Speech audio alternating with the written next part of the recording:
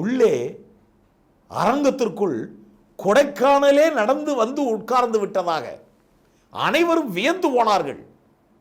அதிலும் எப்படி PM சுந்தரத்துடைய lighting, Kodaikanal மலை, கற்பாறைகள், செடி கொடி மரங்கள்,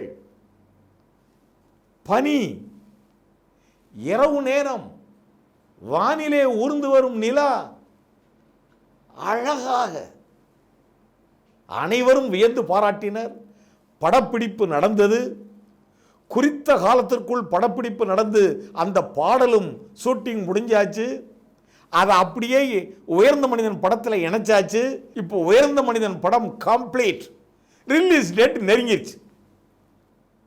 படத்தை ரிலீஸ் பண்ணுறாங்க. படம் சூப்பர் ஹிட்.